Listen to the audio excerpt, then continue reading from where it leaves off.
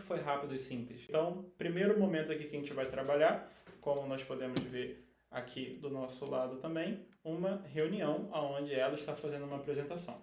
Passo 1, context. Just to clarify the situation. Main point. The main point is the deadline. Next step.